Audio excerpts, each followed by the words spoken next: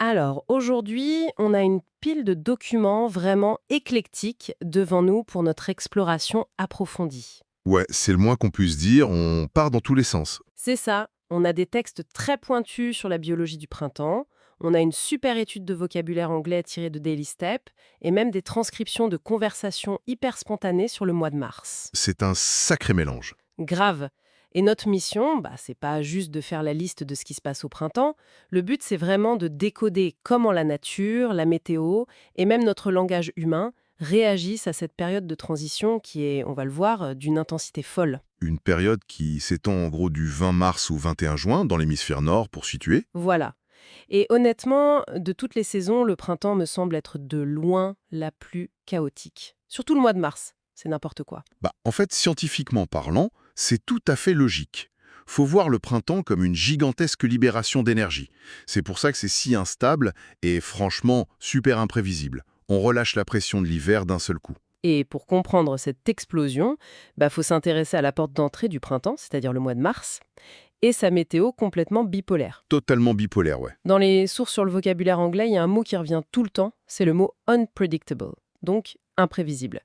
Et c'est exactement ça. On peut très bien sortir le matin, il fait mild, donc une température super douce, super agréable, Et l'après-midi, c'est la tempête. mais carrément, tu te prends ce qu'ils appellent des gusts, donc des bourrasques de vent hyper violentes et soudaines, le genre de truc qui fait voler ton gobelet de café direct dans la rue. C'est le chaos atmosphérique classique de mars. Et le sol devient complètement muddy, boueux.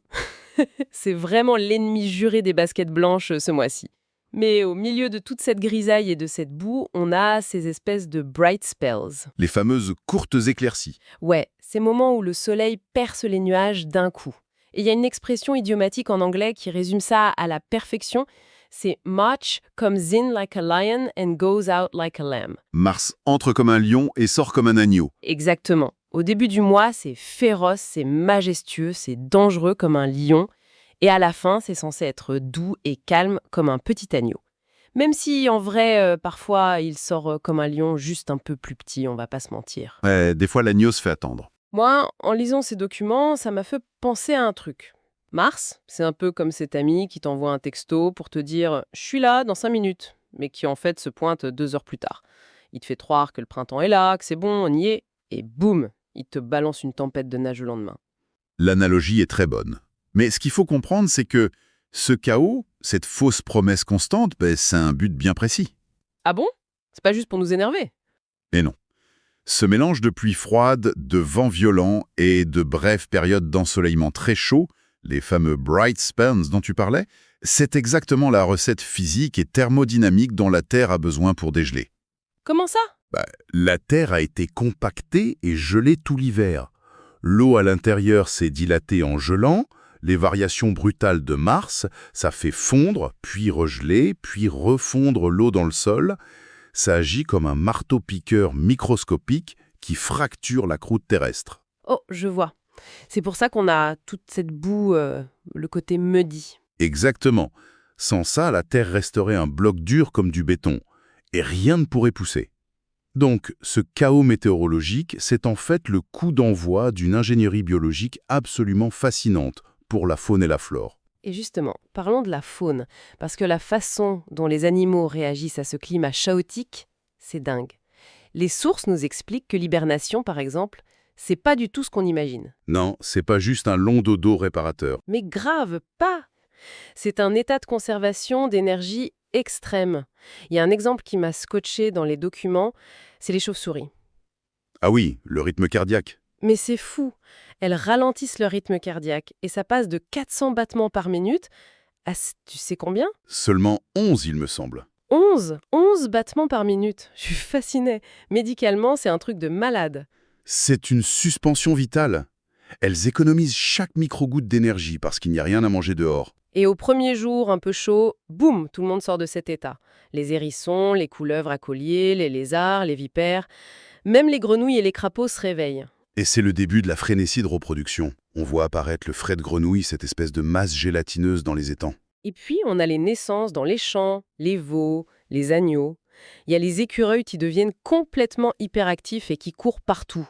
C'est aussi la saison qui rend les ornithologues fous de joie. Oui, le retour des oiseaux migrateurs, ceux qui reviennent des pays chauds. Les martinets, les coucous, les rossignols, ils se sont tapés des milliers de kilomètres pour revenir. Ouais, c'est une sacrée expédition. Mais du coup, en lisant tout ça, je me suis posé une grosse question. Il y a une contradiction énorme dans nos sources, non? Laquelle? On vient juste de dire que le mois de mars est unpredictable, hyper imprévisible.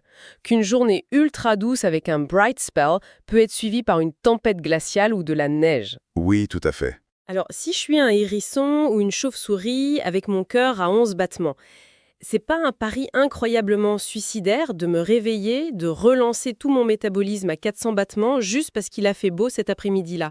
Si le gel revient le lendemain, je suis morte, j'ai plus de réserve? C'est une excellente question et c'est le grand piège du printemps. Mais la nature a tout prévu. En fait, la biologie ne se base absolument pas sur la température pour donner le signal du réveil. Attends, vraiment, c'est pas la chaleur qui les réveille? Non. La température est beaucoup trop capricieuse, c'est trop dangereux. Le signal fiable, c'est l'allongement de la durée du jour, ce qu'on appelle la photopériode. Ah, la lumière. Exactement. La course du soleil dans les ciels, elle, ne ment jamais. Même s'il fait un froid de canard, les jours rallongent inexorablement en mars. Et le cerveau des animaux capte ce changement de lumière. C'est ça qui déclenche la production d'hormones pour redémarrer la machine. D'accord, donc ils se fient au calendrier astronomique et pas au thermomètre, c'est super intelligent. C'est vital. Et une fois qu'ils sont réveillés, ils ont un besoin urgent de nourriture. Et ça nous amène directement à l'usine nourricière de la nature, les plantes. Ah oui, l'explosion botanique. Parce que si la faune se réveille, il faut bien la nourrir. Et le cycle des plantes au printemps, c'est à la fois magnifique et, franchement, très chiant pour pas mal de monde. On va y venir. Le côté sombre du printemps, ouais. Mais d'abord, le cycle de vie des graines. Les sources expliquent que les graines utilisent des techniques de dispersion, genre portées par le vent ou les animaux, pour pas pousser tout au même endroit et se battre pour l'espace. C'est de la stratégie territoriale de base. Et quand le sol devient enfin chaud et humide, merci la boue de Mars, elle germe.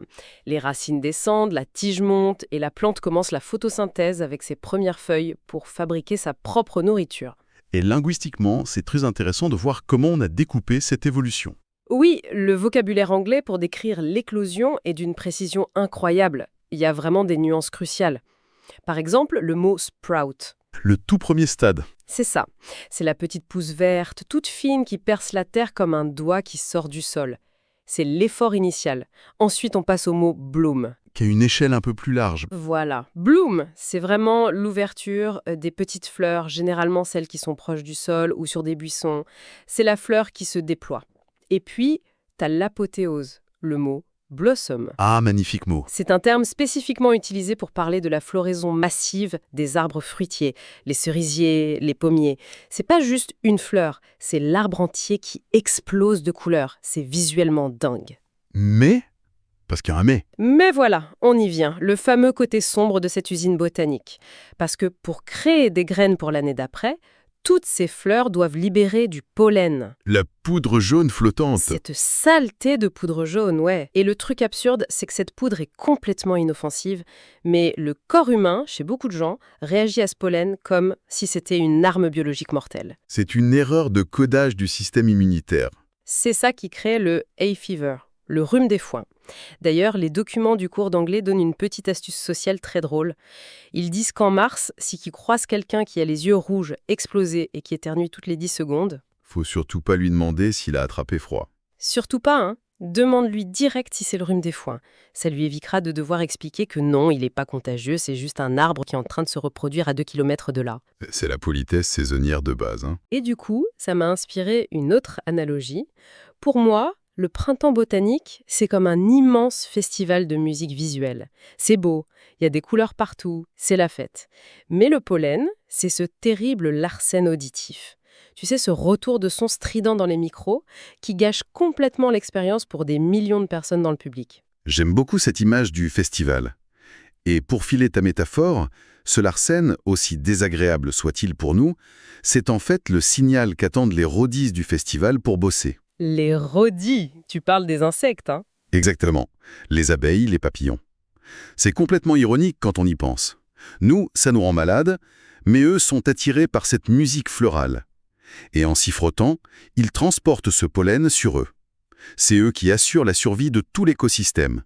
Sans ce larsen, sans ce pollen et ces insectes, la nature s'arrête. C'est fou d'imaginer qu'on est tous dépendants d'un truc qui nous fait autant éternuer. C'est la dure loi du printemps. Et ça oblige l'être humain à s'adapter, de plein de manières différentes d'ailleurs. C'est le dernier grand point de notre exploration, ouais. Comment nous, les humains, face à ce chaos météo, cette explosion animale et cette attaque de pollen, comment on s'adapte physiquement et psychologiquement. Il y a des adaptations très pratiques déjà. La première, la plus évidente, c'est le changement d'heure. Le fameux clocks forward. On avance les montres pour profiter de la lumière du jour. Et l'origine de ça est assez amusante. Ah oui, dans les sources, ils rappellent que ça a été instauré à l'origine juste pour économiser de l'argent sur les bougies.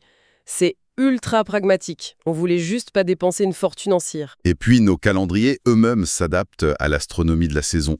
Pâques, par exemple. Oui, Pâques, à la base une fête religieuse, devenue pour beaucoup une immense chasse aux œufs en chocolat. Sa date n'est pas fixe, elle se balade entre le 22 mars et le 25 avril.